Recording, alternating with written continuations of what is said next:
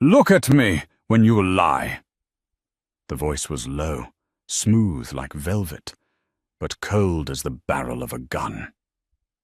Sienna froze. Across the mahogany desk, Gabriele Moretti wasn't shouting. He wasn't threatening her with a weapon. He was simply watching her, his dark eyes analyzing every micro-expression on her face. She thought she was the one playing the game, an innocent art appraiser hiding a deadly secret. She didn't realize that she had walked straight into a trap the moment she stepped through his doors. He knew who she was. He knew what she had stolen. And now he was going to see just how far she would go to survive him. This wasn't just an interrogation. It was a seduction of the most dangerous kind.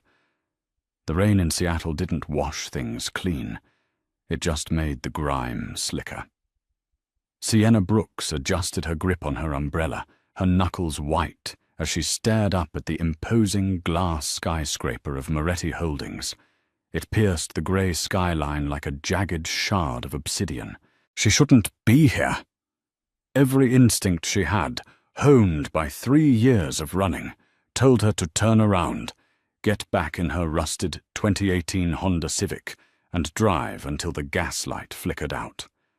But instinct didn't pay the bills at the assisted living facility, where her father was slowly losing his battle with dementia. Money did.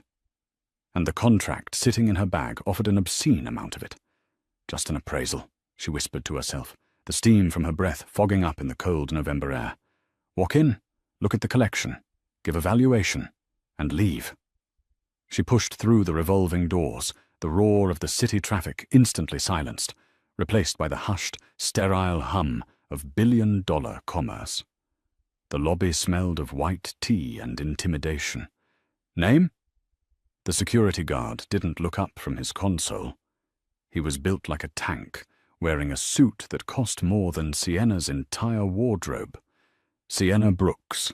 I have an appointment with Mr. Moretti at 10. The guard paused. His eyes snapped up, scanning her face. For a second, a flicker of something. Pity crossed his stoic expression. Top floor, private elevator, he's expecting you. Sienna swallowed hard, walking towards the elevator bank. She felt like she was walking onto a gallows. Gabriele Moretti. The name was whispered in art circles, usually followed by an uncomfortable silence. On paper, he was a venture capitalist and a patron of the arts. In the shadows, rumors swirled about shipping routes in Naples, vanished rivals, and a bloodline that went back to the old Sicilian families. The elevator ride was smooth and fast, the pressure building in her ears. When the doors slid open, she wasn't in an office. She was in a penthouse that looked more like a museum. Floor-to-ceiling windows offered a panoramic view of the city, but the walls were the real attraction. A genuine Basquiat hung casually near the coat rack. A Renaissance-era tapestry dominated the hallway. You're early. The voice came from the balcony. Sienna turned, clutching her bag to her chest.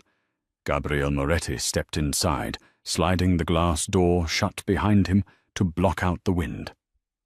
He was taller than he looked in the tabloids, with broad shoulders that strained against a charcoal dress shirt. He wasn't wearing a tie, and the top 2 buttons were undone, revealing a glimpse of tanned skin. But it was his face that stopped her breath, strikingly handsome, with a jawline sharp enough to cut glass, yet ruined by eyes that were devoid of warmth. They were the color of espresso, dark and intense. Mr. Moretti, Sienna managed, forcing her voice to remain steady. Punctuality is part of the job. So is discretion, he countered, walking toward her. He didn't offer his hand. Instead, he circled her slowly like a predator inspecting a new arrival in his territory. I've gone through 3 appraisers in the last month, Miss Brooks. Do you know why? Because you have high standards, she ventured. Gabriel stopped directly in front of her, close enough that she could smell his cologne, sandalwood, leather, and something smoky, because they were liars. They told me what they thought I wanted to hear. They inflated prices to stroke my ego, or undervalued pieces to buy them cheap later through intermediaries. He leaned down slightly, his gaze piercing. I don't tolerate liars. Do you understand? A chill ran down Sienna's spine. If he knew why she was really here, if he knew that her name wasn't actually Sienna Brooks, or that she was looking for evidence regarding her brother's disappearance 3 years ago, he wouldn't just fire her. She'd disappear. I don't lie about art, Mr. Moretti, she said, holding his gaze. Paintings are the only things in this world that are honest. A corner of his mouth ticked up. It wasn't a smile. It was a challenge. We'll see. Follow me. He led her into a study that smelled of old paper and whiskey. In the center of the room, resting on a heavy oak easel, was a painting covered by a velvet cloth. I acquired this 3 days ago from a private cellar in Zurich, Gabriel said, pouring himself a drink from a crystal decanter. He didn't offer her one. The seller claims it's a lost work of Caravaggio, the betrayal of St. Peter. Sienna's heart skipped a beat. A lost Caravaggio? That would be worth hundreds of millions. It was the kind of find that defined careers. Show me, she said. Gabriel pulled the cloth away. The painting was magnificent. The chiaroscuro lighting, the dramatic agony on the saint's face, the deep, rich blacks and vibrant reds. It was breathtaking. Sienna stepped closer, pulling a jeweler's loop from her pocket. She leaned in, examining the brushstrokes, the craquelure pattern in the varnish, the way the light hit the pigment. For 2 minutes, the room was silent except for the ticking of a grandfather clock. Sienna's heart sank. It was a fake. It was a brilliant fake, perhaps one of the best she had ever seen. The technique was flawless, mimicking the master's style perfectly. But the blue pigment in the saint's robe, she recognized the specific granular texture. It wasn't lapis lazuli from the 17th century. It was a synthetic ultramarine mix that didn't exist until the 1820s. She straightened up, her mind racing. The seller in Zurich was likely the Rossi syndicate, a rival crime family. If Gabriel Moretti bought a fake from them for millions, it wasn't just a bad investment. It was an insult, a declaration of war. If she told him it was a fake, she might trigger a mob war. If she told him it was real, she would be lying to a man who just promised to destroy liars. And then she saw it. Resting on the desk next to the easel was a file with the seller's name. Lucas Vance. Her breath hitched. Lucas, her brother's old partner. The man who had lured her brother into the underworld before they both vanished. Gabriel was watching her. He was leaning against his desk, arms crossed, studying her reaction more than the painting. Well? Gabriel asked softly. Is it the find of the century? Or did I just waste $20 million?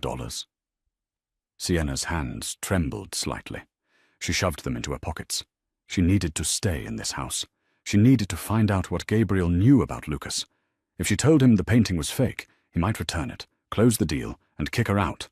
But if she validated it, she could gain his trust. She could stay close. She paused, licking her dry lips. It's magnificent, Mr. Moretti. The brushwork in the shadows is definitive. I'd stake my reputation on it. The lie tasted like acid on her tongue. Gabriel didn't move. He didn't smile. He just stared at her, the silence stretching until it felt like a physical weight. You'd stake your reputation, he repeated, his voice dropping an octave. Yes. He pushed off the desk and walked toward her. The air in the room seemed to drop 10 degrees. He stopped inches from her, towering over her frame. He reached out, his hand brushing a stray lock of hair behind her ear. His fingers were warm, but his touch sent a shiver of fear through her. Then your reputation is worthless, Miss Brooks. Sienna's eyes widened. Excuse me? It's a forgery, Gabriel stated flatly. I had the pigments analyzed in a lab in Geneva before it even arrived. I know it's fake. I know who painted it. And I know the man who sold it is trying to launder money through my accounts. He took a step closer, backing her against the easel. I didn't hire you to tell me if it was real, Gabriel whispered, his lips brushing her ear. I hired you to see if you would tell me the truth. Sienna couldn't breathe. He knew. He pulled back, gripping her chin gently but firmly, forcing her to look up at him. His eyes were burning with a dark, terrifying intelligence. "So tell me, Sienna, or whatever your real name is," he murmured, "why did you lie to me? Are you working for them? Or are you just another desperate soul trying to survive in a city of sharks?" Sienna's mind scrambled for an exit, but there was none.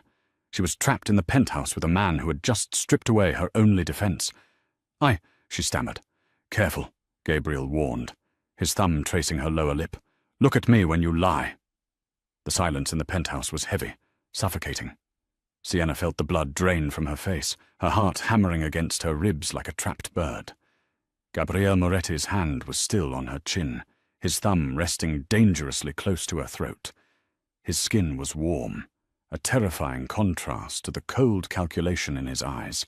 "I asked you a question," Gabriel said, his voice dropping to a whisper that vibrated through her bones. "Who are you?" Sienna tried to pull away, but his grip tightened just enough to hold her in place. It wasn't painful, but it was absolute. He was a man used to controlling everything in his orbit: stocks, ships, people. "My name is Sienna Brooks," she lied again, though her voice shook. "Strike two," Gabriel said, releasing her abruptly. He turned his back on her, walking towards the massive window overlooking the rain-slicked city. "Sienna Brooks died in a car accident in Ohio 4 years ago. You stole her identity from a dormant credit file. Your real name is Sienna Cross, and you are the younger sister of Lucas Reed." Hearing her brother's real name, not the alias he used in the underworld, hit her like a physical blow. She staggered back, her legs hitting the leather sofa. "How?" she whispered. Gabriel turned, his silhouette framed by the storm outside. "I know everything that enters my city, Sienna. When a woman with a fake degree and a stolen name starts asking questions about a low-level fixer like Lucas Reed, she appears on my radar." He walked back to the desk, picked up the file he had shown her earlier, and tossed it onto the coffee table. It slid across the glass surface, stopping at her feet. "Open it." Sienna hesitated, then reached down with trembling fingers. She flipped the folder open. It wasn't just a bill of sale for the fake painting. It was a dossier. There were photos of her leaving her apartment, photos of her father at the care facility, and then photos of Lucas. But these weren't old family photos. These were surveillance shots taken last week. Lucas was laughing, getting into a silver Porsche, wearing a tailored suit. "He's alive!" she gasped, tears pricking her eyes. He looks rich." "He is," Gabriel said, pouring himself another drink. "While you've been working double shifts and visiting your dying father in a state-funded facility, your brother has been living in luxury in Zurich. He bought his way into the Rossi crime family by selling them something very valuable." Sienna looked up, confusion warring with the relief. What did he sell? Gabriel took a slow sip of his whiskey, his eyes locking onto hers. "Me, or rather, my shipping routes. 3 years ago, Lucas worked for me in logistics. He stole encrypted codes and sold them to my rivals. That betrayal cost me $20 million and the lives of 3 of my men." The glass in Sienna's hand would have shattered if she were holding one. The brother she was trying to save, the innocent boy she thought had been kidnapped by the mob, was the villain. He hadn't been taken. He had run away with the money and left her to rot. "No," she denied weakly. "Lucas wouldn't. He loves me." "He left you to pay his debts," Gabriel corrected ruthlessly. "And now he's trying to sell me a fake painting to insult me. He thinks I'm stupid. He thinks I'll buy the forgery, discover it later, and be the laughingstock of the underworld. He wants to humiliate me before he makes a play for my territory." Gabriel set his glass down and stalked toward her. The air crackled with electricity. "I could kill you," he stated, his tone conversational. "It would be easy. You're an intruder, a spy. No one would look for you." Sienna stiffened, her survival instinct finally overriding her shock. She stood up, meeting his gaze. Then do it. If my brother is really the monster you say he is, I have nothing left to lose. Gabriel stopped. A flicker of surprise crossed his face. He studied her, looking at the fire in her eyes, the way she squared her shoulders despite the fear radiating off her. You have fire, he murmured, almost to himself. Good. You'll need it. For what? For the performance. Gabriel checked his watch, a diamond-encrusted Patek Philippe. Lucas is coming to Seattle. He's attending the Emerald Gala on Saturday. He wants to see the look on my face when I unveil the fake painting. He wants to gloat. So? So, Gabrielle stepped closer, invading her personal space, until she had to tilt her head back to look at him. I'm not going to unveil the painting. I'm going to unveil you. Sienna blinked. Me? You're going to be my fiancé, Gabriel declared. We will go to the gala together. You will look stunning. You will look happy. And when Lucas sees that his sister is sleeping with the enemy, that she is the future queen of the empire he tried to destroy, he will lose his composure. He will make a mistake. And when he does, I will crush him. You want me to be bait, she accused. I want you to be a weapon, he corrected. You want answers? You want to know why he abandoned you? Help me destroy him, and I'll give you $5 million, enough to put your father in the best private clinic in Switzerland and live the rest of your life in peace. $5 million. It was an abstract number, something from a dream. It could save her father. It could erase the last 3 years of misery. And if I refuse? Gabriel's expression hardened. Then you walk out that door. But Lucas will know you were here. He'll think you talked. He's already shown he doesn't care about family. Do you think he'll let a loose end like you live? It was a trap, a beautiful golden trap. Whether she stayed or left, she was in danger.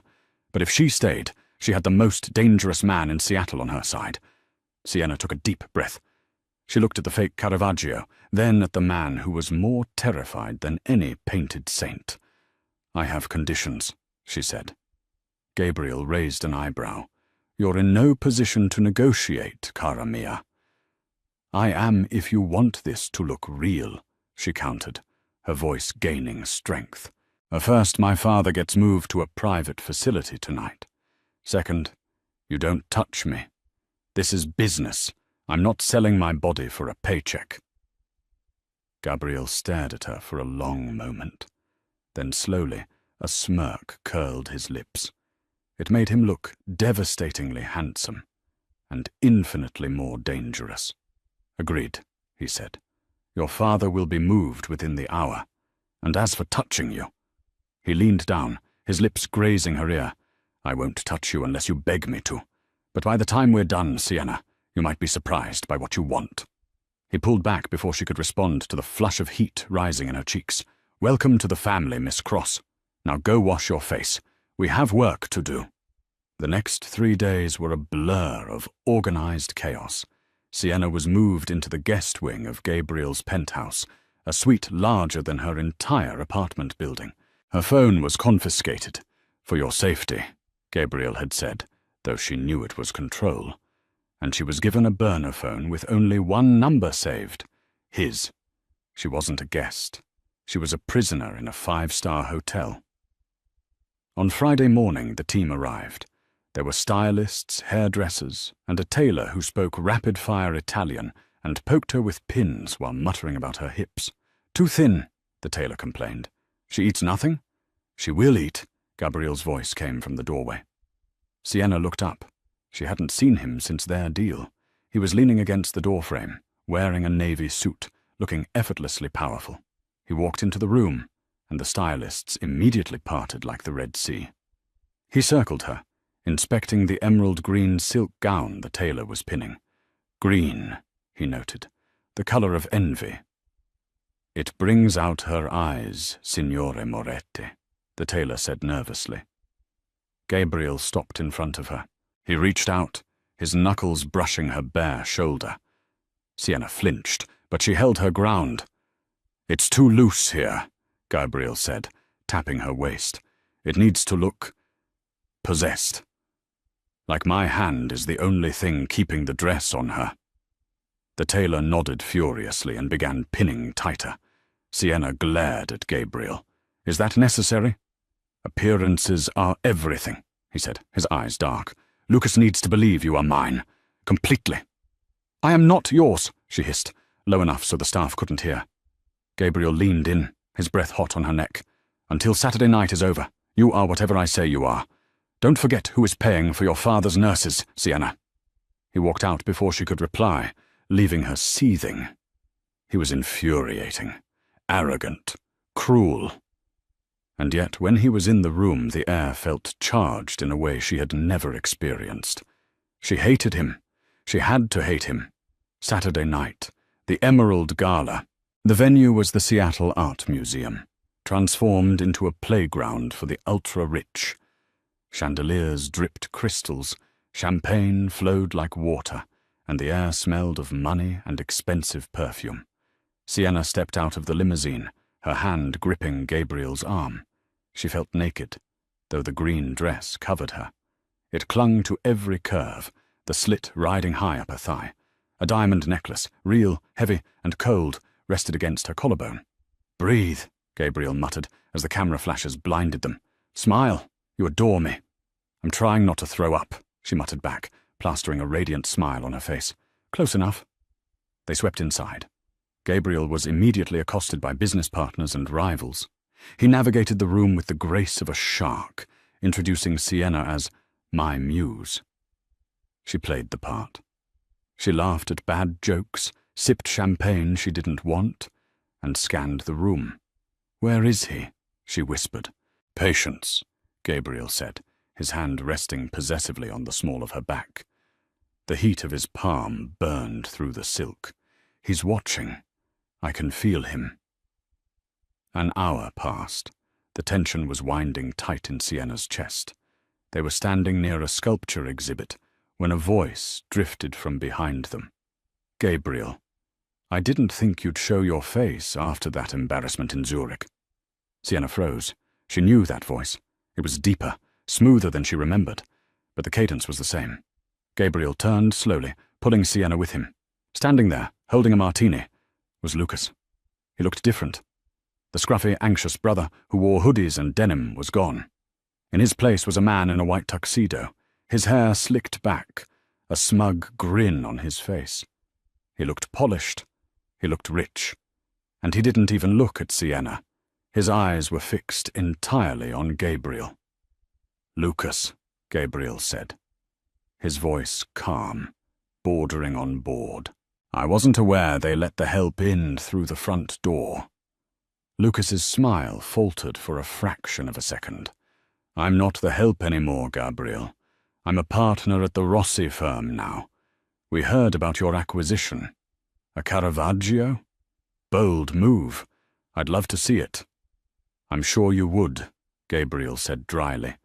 But I have something far more exquisite to show off tonight. Gabriel stepped aside slightly, pushing Sienna forward into the light. Lucas, have you met my fiancée? Sienna. Lucas's eyes shifted to her. For a moment, there was no recognition. He was looking at the diamonds, the dress, the expensive hair. Then his eyes met hers. The glass in his hand tilted. A splash of martini spilled onto his white cuff. Sienna, he whispered. The arrogance vanished, replaced by pure shock. What are you doing here? Hello, Lucas, Sienna said, her voice trembling despite her best efforts. It's been a long time. 3 years, right? Since you went out for cigarettes and never came back. Lucas paled. He looked from Sienna to Gabriel, the realization dawning on him. The color drained from his face. You... Lucas pointed a shaking finger at Gabriel. You found her. I didn't have to find her, Gabriel lied smoothly, wrapping his arm around Sienna's waist and pulling her flush against his hard body. She came to me. She was looking for someone to take care of her, since her family abandoned her. I was happy to oblige. Gabriel kissed Sienna's temple, a tender gesture that looked intimate to the crowd, but felt like a brand to Lucas. She's a wonderful woman, Lucas, Gabriel taunted. Loyal, honest, everything you aren't. We're very happy." Lucas's jaw tightened. The shock was turning into rage. "Get away from him, Sienna. He's a killer." "And what are you?" Sienna snapped, the anger finally boiling over. "You left Dad to rot in a state home. You left me with your debts. You're driving a Porsche while I was selling my blood plasma to pay for Dad's medication." People were starting to stare. The murmur of the gala quieted. "I did it for us," Lucas hissed, stepping forward. "I was going to come back." "Liar," Gabriel interjected softly. "You've been in Seattle for a week, Lucas. You haven't visited her once. You were too busy buying that suit." Lucas lunged. It was a sloppy, angry movement. Before he could get within 2 feet of Sienna, Gabriel moved. It was a blur of motion. One hand blocked Lucas's arm, twisting it painfully behind his back, while the other shoved him hard against the pedestal of a marble statue. The room gasped. Security guards started moving, but Gabriel held up a hand, stopping them. He leaned into Lucas's ear, his voice low enough that only Sienna and Lucas could hear. "You wanted to play games with me, boy?" Gabriel growled. "You sent me a fake painting, so I took the real masterpiece. Sienna is mine now, and if you ever come near her again, I won't just break your arm. I'll break everything." Gabriel shoved Lucas away. Lucas stumbled, clutching his wrist, his face red with humiliation and fury. He looked at Sienna one last time, a look of pure venom, before turning and disappearing into the crowd. Sienna stood trembling. Her adrenaline was crashing. She felt like she might faint. Gabriel was there instantly. His arm went around her, supporting her weight. "Easy," he whispered, his voice surprisingly gentle. "It's done. You did perfectly." "He hates me," she whispered. "My own brother hates me." "He hates himself," Gabriel corrected. "Come, let's get you a drink." He led her towards the terrace, away from the prying eyes. But as they stepped out into the cool night air, Sienna noticed something. A man in a dark coat was watching them from the shadows of the balcony above. He wasn't security. He was holding a phone, recording. She grabbed Gabriel's arm. "Gabriel! Up there!" Before she could finish, a red laser dot appeared on the lapel of Gabriel's jacket, right over his heart. Sienna didn't think. She didn't calculate. She just reacted. "Get down!" She threw her weight against Gabriel, tackling him to the cold stone floor, just as the suppressed thwip of a sniper round shattered the glass door behind them. The world dissolved into a cacophony of screaming glass and shouting voices. Sienna was pressed flat against the cold stone of the terrace, Gabriel's heavy weight shielding her. She could feel the rapid, thundering beat of his heart against her back. "Stay down!" Gabriel roared, his voice unrecognizable, stripped of its usual smooth veneer. More shots rang out. Pop, pop, pop, chipping the stone railing above their heads. Security agents in black suits swarmed the terrace, returning fire towards the adjacent rooftop. "Boss, we need to move, now!" A large hand grabbed Gabriel's jacket, hauling him up. He didn't let go of Sienna. He gripped her waist with a force that bruised, dragging her to her feet and practically carrying her back inside the museum. The gala was in chaos. People were screaming, overturning tables, scrambling for the exits. "The back exit! Go!" Gabriel commanded his head of security, a scarred man named Dominic. They sprinted through the kitchen, the staff cowering against the stainless steel counters. Sienna's heels slipped on the tiled floor. Without breaking stride, she kicked them off, running barefoot through the debris. They burst out into the alleyway where an armored SUV was waiting, engine idling. Gabriel shoved her into the back seat and dove in after her. "Drive!" The tires screeched, burning rubber as the heavy vehicle fishtailed onto the main road, weaving through traffic. Gabriel didn't look at the road. He was scanning Sienna, his hands running over her arms, her shoulders, checking for blood. "Are you hit?" he demanded, his eyes wide and frantic. Sienna was shaking so hard her teeth chattered. I don't think so. My knee. I fell on my knee." Gabriel looked down. Her emerald dress was torn at the hem, and her knee was scraped raw and bleeding, staining the silk dark. But there were no bullet holes. He let out a breath that sounded like a growl. He slumped back against the leather seat, running a hand through his hair, destroying his perfect styling. "You're an idiot," he said roughly. Sienna blinked, the adrenaline turning into indignation. "Excuse me? You tackled me," he snapped, turning to glare at her. "You threw yourself in front of a bullet. Who does that? You're supposed to be the bait, not the shield." "You're welcome," she shouted back, her fear morphing into anger. "Next time I'll just let your head explode, shall I?" "There won't be a next time." Gabriel pulled a handgun from a holster concealed beneath his jacket, checking the chamber with practiced ease. "Dominic, take us to the safe house. The penthouse is compromised." "Yes, sir." The drive was long and silent. They left the city limits, driving deep into the forested hills of the Pacific Northwest. The rain hammered against the reinforced glass. Sienna hugged herself, shivering.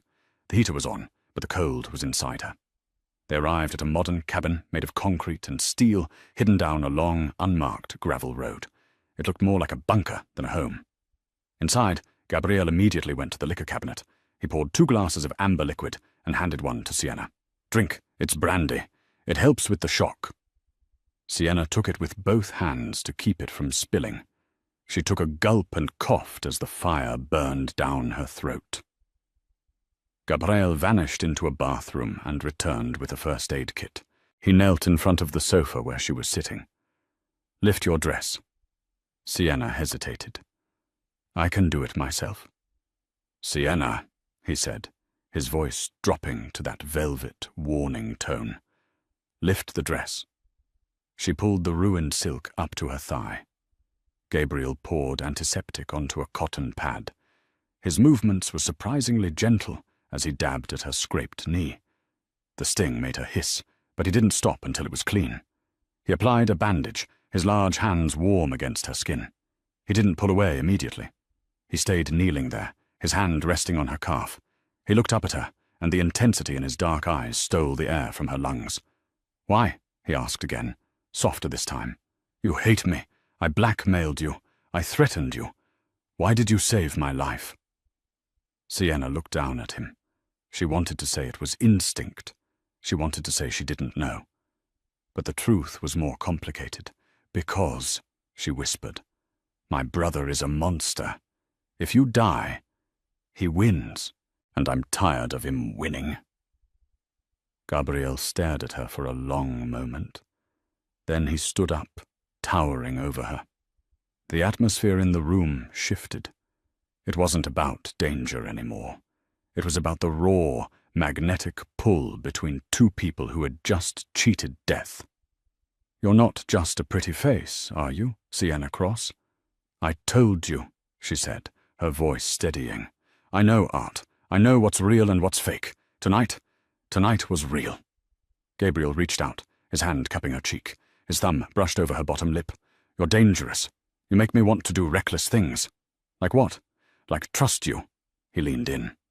Sienna's breath hitched. She expected him to kiss her. She wanted him to kiss her. God help her. But he stopped inches from her lips. "Go to sleep," he whispered, pulling back. "Take the bedroom. I'll take the couch. We have a war to start in the morning." He walked away, leaving her burning with a mixture of frustration and relief. Sienna woke to the smell of coffee and burnt wood. She was in a massive bed, wrapped in a duvet that smelled like him, sandalwood and crisp linen. For a second, she forgot where she was. Then the memories of the gunshot and the blood rushed back. She found a heavy, oversized shirt on the chair, Gabriel's, and pulled it on. It hung to her mid-thighs. She walked out into the main living area. Gabriel was standing by the fireplace, talking to Dominic. A holographic map of the city was projected onto the coffee table, red dots blinking in the warehouse district. They both stopped when she entered. "Morning," Gabriel said. He was back in business mode, wearing fresh trousers and a black turtleneck that emphasized his broad chest. Dominic brought breakfast, and bad news. Sienna poured herself coffee, clutching the mug. What bad news? Gabriel nodded to Dominic. We interrogated the shooter, Dominic said, his voice gravelly.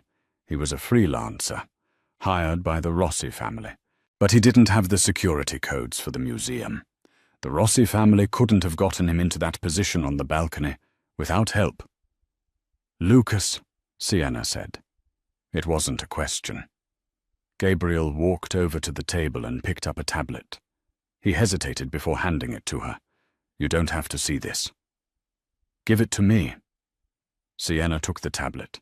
It was a transcript of a text conversation recovered from the shooter's burner phone. Source, ghost message. Target will be on the East Terrace at 22 o'clock. I'll lure him out.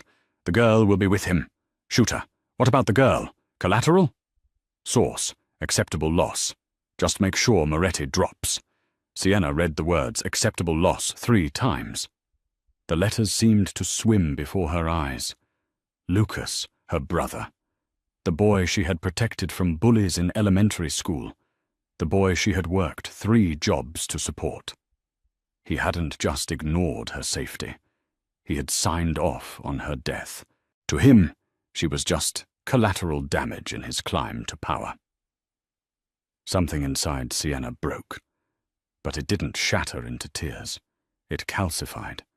It hardened into something cold and sharp. She placed the tablet down gently on the table. The room was silent. Gabriel was watching her closely, waiting for the breakdown. He used to be afraid of the dark, Sienna said softly. When we were kids, I used to leave the hall light on for him. She looked up at Gabriel. Her eyes were dry. I want to turn out his lights, Gabriel. Gabriel's eyes flared with appreciation. A dark smile touched his lips. I was hoping you'd say that. What's the plan? She asked. The Rossi family thinks I'm dead, Gabriel explained. We've controlled the media narrative. The news is reporting that I was critically injured and taken to surgery. No updates. So they'll get sloppy, Sienna surmised. Exactly. Lucas and the Rossi boss, Stefano, are meeting tonight at the port. They're planning to take over my shipment of electronics. They think the king is dead, so they're coming to loot the castle. Gabriel walked over to a metal cabinet and unlocked it. He pulled out a sleek, black, Kevlar vest. Dominic will take a team to the docks. We ambush them. I'm coming with you, Sienna said. Absolutely not, Gabriel replied instantly. It's going to be a war zone. I'm the only one he trusts, Sienna argued, stepping forward. If you just ambush him, he might run. He's a rat, Gabriel.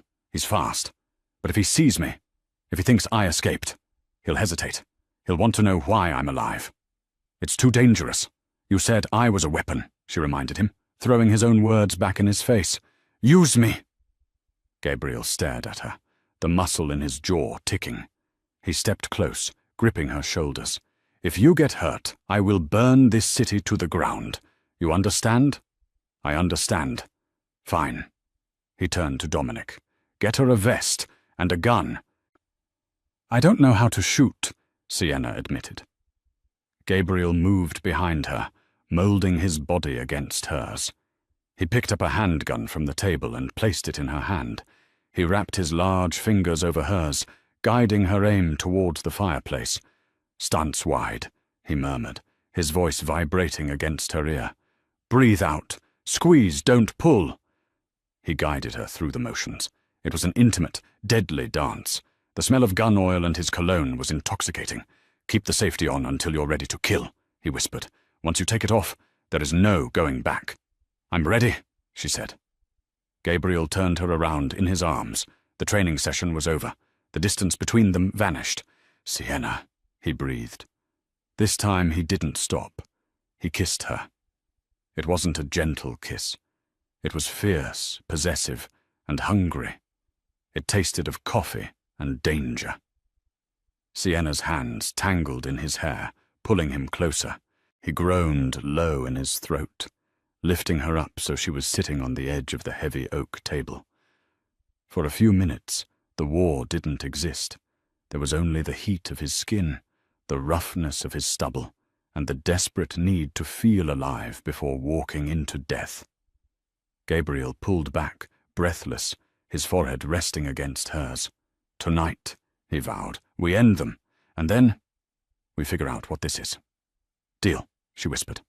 Nightfall, the docks, the Seattle rain was back, harder than ever. The shipping yard was a maze of rusted metal containers. Gabriel's men were shadows, moving silently into position. Sienna huddled in the passenger seat of a black sedan, parked just out of sight. She was wearing the Kevlar vest under a dark trench coat. Her heart was hammering, but her hands were steady. Through the earpiece she heard Gabriel's voice. "They're here!" 3 SUVs pulled up to the pier. Men spilled out, armed with assault rifles. In the center, under a large umbrella held by a bodyguard, was Stefano Rossi, and next to him, looking nervous but greedy, was Lucas. "Open container 4B, Lucas shouted to the workers. "That's where Moretti keeps the high-end chips." The container doors groaned open. "Now," Gabriel's voice crackled. Floodlights blinded the Rossi crew. From the tops of the containers, Gabriel's men appeared, weapons trained. "Drop them!" Dominic's voice boomed over a loudspeaker. Panic ensued. The Rossi men scrambled for cover, firing blindly. A firefight erupted. "Stay here," the driver told Sienna. "No," she said, opening the door. "Miss Brooks!" She ignored him. She slipped into the shadows, moving towards the chaos. She saw Gabriel in the center of the fray, moving with lethal precision, taking down 2 men. But she wasn't looking for the fight. She was looking for the rat. She saw him. Lucas was crawling on his hands and knees behind a stack of pallets, trying to reach a parked speedboat at the edge of the dock. He was abandoning his new partners, just like he had abandoned her. Sienna moved. She cut through the aisle of containers, flanking him. Just as Lucas reached the edge of the dock, fumbling with the rope of the boat, he heard the click of a safety being disengaged. He froze. "Going somewhere, Lucas?"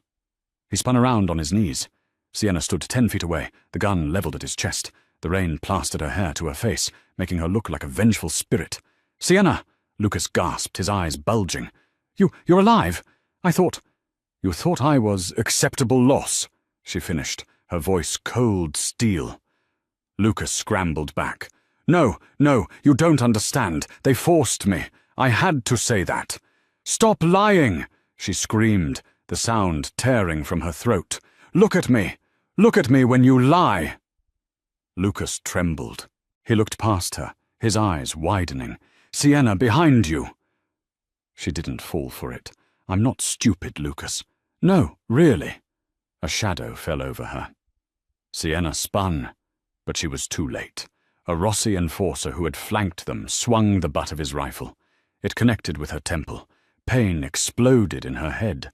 The world tilted sideways. The gun clattered from her hand. She hit the wet concrete, darkness rushing in to swallow her.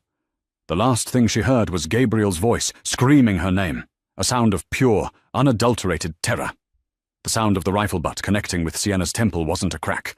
It was a dull, sickening thud that seemed to vibrate through the entire shipping yard.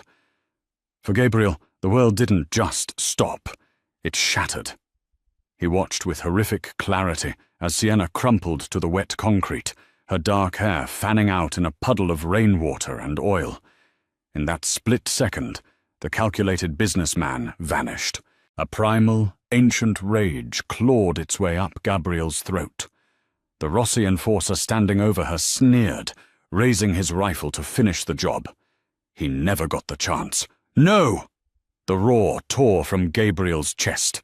He moved with the terrifying speed of a man possessed, crossing the distance in a heartbeat.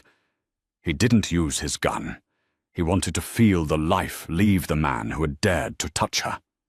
Gabriel batted the barrel aside, searing his palm, and drove his fist into the man's throat. As the enforcer gagged, Gabriel slammed him against the steel container, the metal groaning under the impact. "You touched her!" Gabriel snarled, his voice a distorted growl. He ended the threat with a single, point-blank shot from his sidearm, then dropped to his knees beside Sienna, ignoring the mud soaking his expensive trousers. "Sienna! Look at me!" He cupped her face, his hands trembling. Her skin was pale, blood mixing with the rain. For a terrifying second, he thought he was too late. Then she groaned. Her eyelids fluttered open, unfocused and pained. "Gabriel," she whispered. "I've got you," he choked out, pulling her against his chest. "You're safe." "Lucas," she mumbled, clutching his lapel. "The boat. He's leaving." Gabriel's head snapped up. The roar of an outboard motor echoed off the walls. Lucas had managed to untie the ropes during the chaos. He was 60 yards out, bouncing over the choppy waves, looking at the horizon. He wasn't looking back at the sister who had just taken a bullet for him. He was leaving her to die again. Gabriel's expression went cold. "Dominic, rifle." Dominic tossed him the weapon. Gabriel stood, planted his feet, and tracked the moving boat through the scope. He didn't aim for Lucas. Death was too quick. He aimed for the engine. Bang! The shot cracked like thunder. The speedboat's engine exploded in a shower of sparks and smoke. The vessel lurched, dead in the water. "Drag him back here," Gabriel ordered. 10 minutes later, the surviving Rossi men were zip-tied, and a soaking wet, shivering Lucas was thrown at Gabriel's feet. Sienna, sitting on the back of an ambulance with a bandaged head, stood up on shaky legs. "Gabriel, please," Lucas sputtered, wiping slime from his chin. "It was business. I didn't know she was there." Gabriel stepped aside, revealing Sienna. Lucas froze. He looked for the loving sister who used to pay his rent, but he only found a stranger with eyes like flint. "Sienna," Lucas pleaded, crawling toward her. "Tell him. We're family. Blood is thicker than water. I was coming back for you, I swear." Sienna looked down at the brother she had mourned for 3 years. "You weren't coming back." "I was. I swear on Mum's grave." "Look at me when you lie," Sienna screamed, her voice cracking with heartbreak. Lucas flinched. He looked up, and for the first time he couldn't hold her gaze. His eyes darted away. "You left Dad to rot," Sienna said, tears spilling down her cheeks. "You let me starve. And tonight, you left me to die because I was an inconvenience. That's not family, Lucas. That's a parasite." "I'm sorry," he sobbed, reaching for her coat. "Cece, please."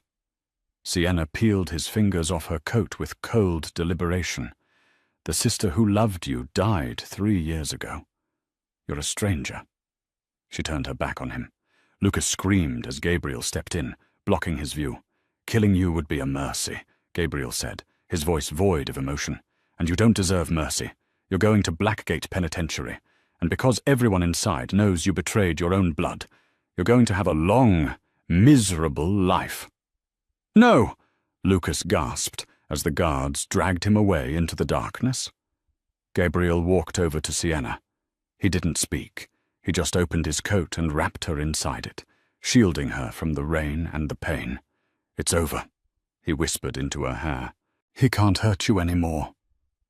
Sienna buried her face in his chest, and finally, she wept. 2 weeks later.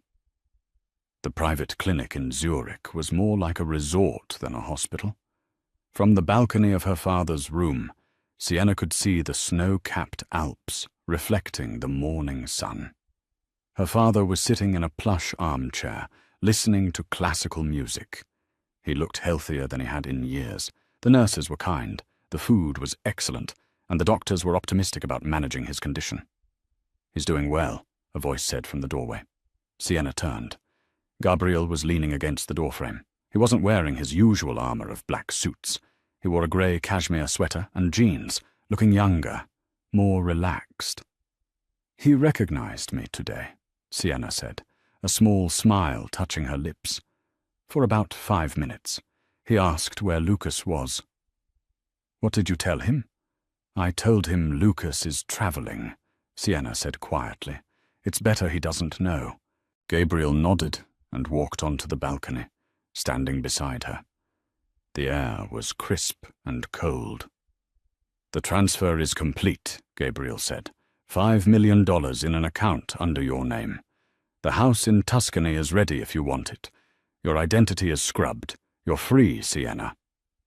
Sienna looked at his profile, This was the moment. The deal was done. The fake fiancé contract was fulfilled. She had the money. She had her father's safety. She could go anywhere in the world and never look back. But the thought of leaving made her chest ache. "So," she said, trying to keep her voice light, "I guess this is goodbye. The job is done."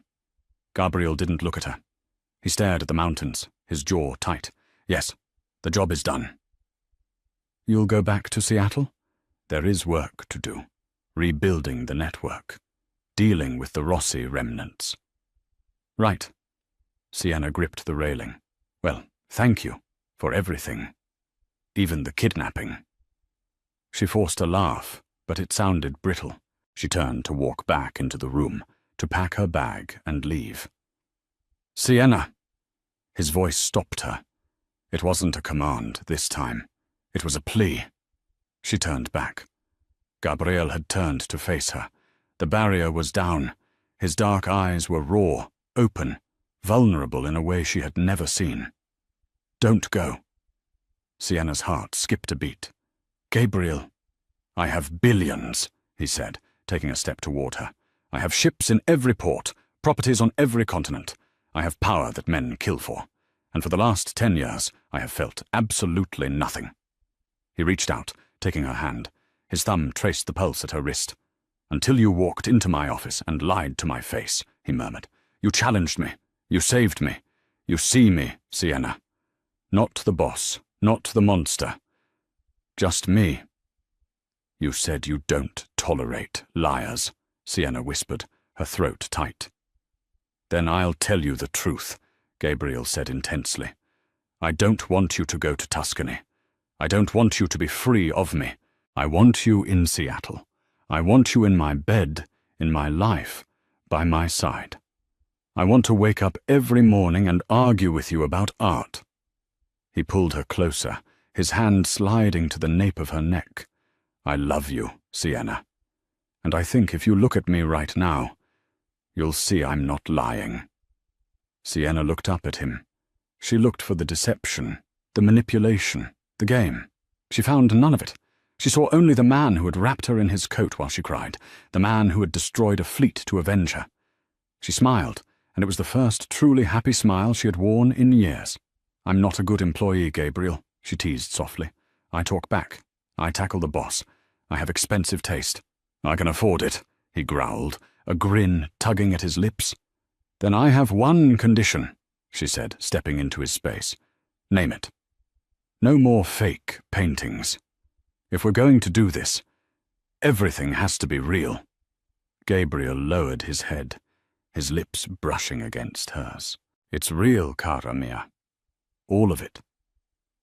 He kissed her, and this time there was no audience, no gunfire, no pretense.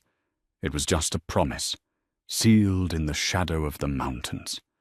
They had started with a lie, forged in blood, and ended with the only truth that mattered. The cage was open, but Sienna didn't want to fly away. She was exactly where she belonged. And that is the story of how a stolen identity and a fake painting led to a real romance. Sienna went through hell, betrayed by her own brother, manipulated by a mafia boss, and nearly killed. But in the end, she found her strength. She realized that blood doesn't make you family. Loyalty does. Lucas got the hard karma he deserved, rotting in a cell, while Sienna finally got the life she fought so hard to save. What did you think of Sienna's choice? Do you think she should have forgiven Lucas? Or did he deserve to be abandoned after what he did? And what about Gabriel? Was he a hero, or just a villain who fell in love? Let me know your thoughts in the comments below. If you enjoyed this story of revenge, romance, and twists, please smash that like button. It really helps the channel. And don't forget to subscribe and hit the bell so you'll never miss the next dramatic story. Thanks for watching, and I'll see you in the next video.